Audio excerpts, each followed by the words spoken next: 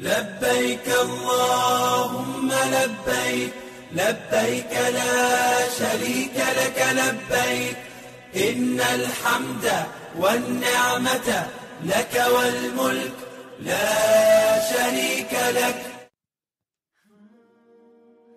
Il y a un lieu sur terre où ton histoire a commencé. Pas celle de ton corps, celle de ton âme. Et ce lieu, c'est Arafat. Et ce jour représente le 9e jour de Dhul Hijjah. Un jour sacré, unique, et un jour qui contient tout. Le prophète sallallahu alayhi wa sallam a dit « Al-Hajju Arafat ». Le Hajj, c'est Arafat. Autrement dit, si tu rates Arafat en tant que pèlerin, tu rates le cœur du Hajj.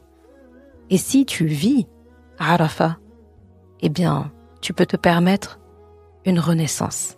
Tu peux renaître. Dans la tradition prophétique, on apprend aussi une vérité qui est pour le moins bouleversante, à savoir qu'Allah a créé nos âmes à Arafat. Oui, nos âmes sont nées sur ces terres. Le jour où notre papa Adam alayhi salam est descendu sur terre, Allah lui a pardonné sur les plaines de Arafat. Et là, Allah a extrait de son dos toute sa descendance, jusqu'au dernier, ce jour-là. Littéralement, c'est là que toi, moi, nous tous, avons été tirés du dos de notre père Adam alayhi salam. Nous étions des âmes pures, des âmes nombreuses, et Allah nous a interrogés. La première conversation avec Allah, il nous a demandé à nous tous, Alastu bi rabbikum, ne suis-je pas votre Rabb? Et nous avons tous répondu, tous ensemble, dans une même déclaration, Bala shahidana. Oui, bien sûr, nous en témoignons. C'est une conversation que tu retrouveras dans la sourate A'raf à la ayah 172. Je répète parce que c'est important. Allah nous a demandé ce jour, après avoir extrait toutes nos âmes du dos de notre père Adam alayhi salam, il nous a interrogés en nous demandant Alastu bi rabbikum, ne suis-je pas votre Rabb? Et nous avons tous répondu, tous ensemble, dans une même déclaration, Bala shahidana. Oui, bien sûr, nous en témoignons. Nous témoignons que tu es bien notre Rabb.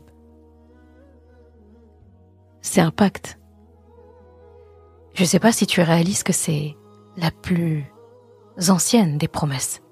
C'est la première promesse. Et pourtant, c'est la plus oubliée. Et c'est là, à Arafat, que cette promesse a été scellée. Ce n'est pas une métaphore que je suis en train de t'expliquer ici, c'est une réalité, c'est une vérité rapportée, c'est une origine même spirituelle. Ton âme est née à Arafat. Et Arafat devient alors ton lieu d'ancrage, ton lieu d'attache, ton point de départ. Là où on pense fêter notre anniversaire tel ou tel jour du calendrier solaire en plus, eh bien en fait, apprends et retiens que ton âme a la même date de naissance que les âmes de toute l'humanité. Tout comme nous serons tous ressuscités le même jour pour le jugement dernier. Donc en tant que pèlerin, en te rendant à Arafat, en réalité tu retournes sur ton lieu de naissance avec toutes les autres âmes qu'Allah a invitées au Hajj cette année. Et si tu n'es pas pèlerin cette année-là, alors Allah te donne, comme aux pèlerins, un très beau cadeau, une très belle occasion, le jour de ta naissance d'âme, si je puis dire, la naissance de ton âme, le jour de Arafat. Un très beau cadeau, l'expiation des péchés, la réponse au doua, que tu sois à Arafat ou que tu sois ailleurs dans le monde. Ce jour-là, le 9e jour de Dhul Hijjah, des millions de pèlerins se tiendront debout, le cœur concentré, tendu parfois, les bras levés, les yeux remplis. Ils pleurent, ils supplient Allah. ils reviennent sur leur lieu de naissance. Donc ils reviennent chercher un point de renaissance. Parce que ce jour est le jour du retour, le jour de la rédemption, le jour où les larmes effacent une vie entière de méfaits, le jour où Allah libère plus d'âmes de l'enfer qu'aucun autre jour, comme nous a rapporté notre prophète Mohammed sallallahu alayhi wa sallam. Et écoute ceci. Le prophète sallallahu alayhi wa sallam a dit « Les pèlerins du Hajj et de la Umrah sont les invités d'Allah. Ils sont wafdullah. Il les a appelés et ils ont répondu. Ils ont demandé et il leur a donné. » Ce hadith est magnifique. Ils sont les invités du grand roi. Ils sont ceux qu'Allah a lui-même conviés. Imagine une invitation où c'est le roi lui-même qui t'a convié. Ce n'est pas toi qui as demandé une audience. C'est lui qui t'a appelé et tu as répondu.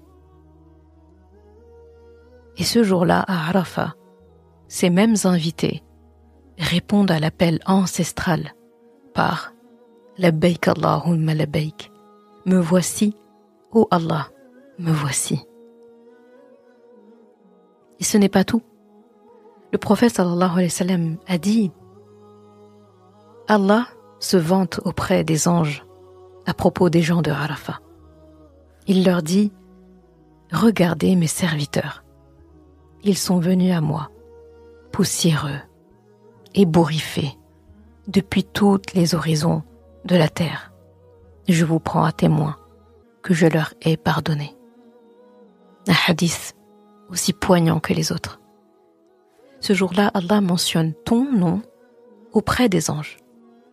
Il montre ton visage poussiéreux, fatigué, tes yeux en larmes, tes cheveux pas coiffés, et il dit « Regardez, ils ont répondu, mes serviteurs, ils ont répondu, ils sont là. » Et nous, en face, labbaik Allahumma labbaik.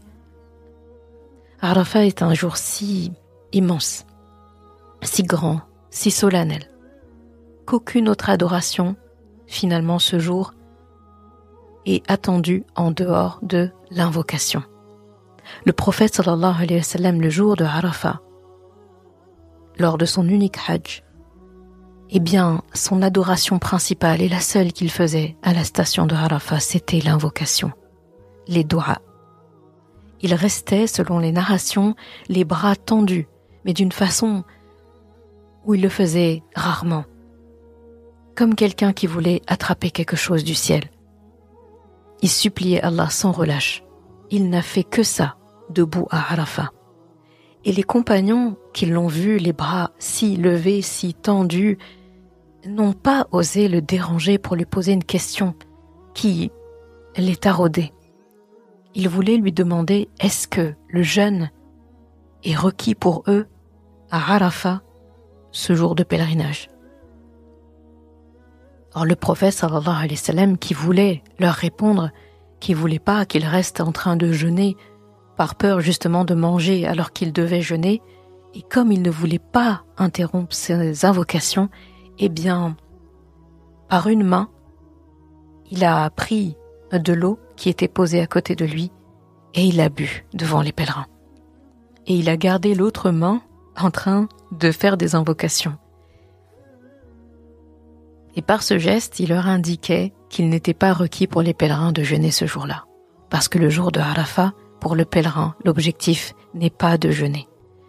Ce jour-là, à la station de Arafat, l'adoration principale n'est pas de prier des prières surrogatoires, n'est pas de jeûner, n'est pas de donner des sadaqat, n'est pas de lire le Coran. L'adoration principale de Arafat, c'est l'invocation. C'est invoquer, c'est demander à Allah. Il n'y a que ça à faire à ce moment-là. Quant à ceux qui ne sont pas au pèlerinage, le prophète sallallahu alayhi wa sallam a recommandé de jeûner fortement ce jour-là. Il a fortement recommandé de jeûner ce jour-là. Un jeûne qui efface les péchés de l'année passée et de l'année à venir. Arafat, tu l'as compris, c'est un rendez-vous qu'on peut qualifier d'un rendez-vous de rahma, d'amour. Et si tu n'es pas pèlerin cette année, ne pense pas que ce jour ne te concerne pas. Ce 9e jour de Dhul Hijjah est une opportunité immense pour tout le monde. Comme je t'ai dit, le prophète sallallahu alayhi wa sallam a dit que le jeûne de ce jour expie les péchés de l'année passée, de l'année à venir.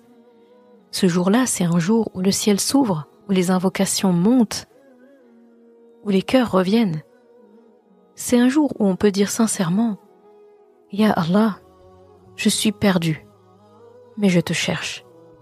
Ya Allah, ma vie est compliquée. Ma vie, mes choix, ce que je fais, peut-être que je me trouve dans un flou.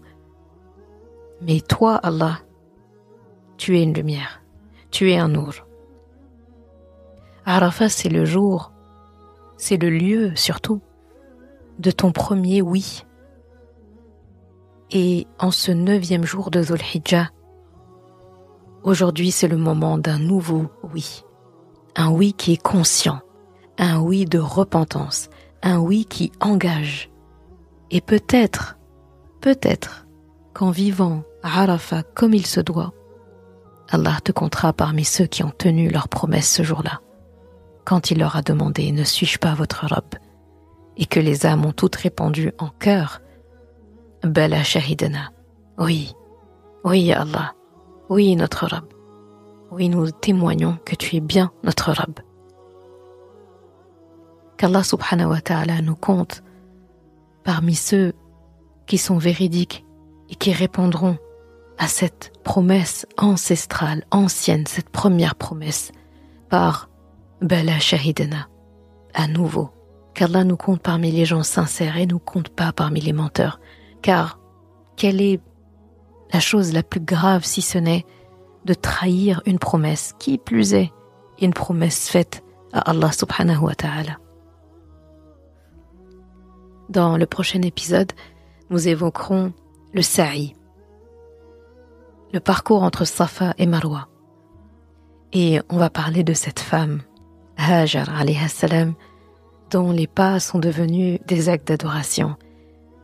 Alors je te laisse me rejoindre demain pour faire hommage à son courage, à sa foi et surtout à son cœur de mère. وأذن في الناس بالحج يأتوك رجالا وعلى كل ضامر يأتين من كل فج عميق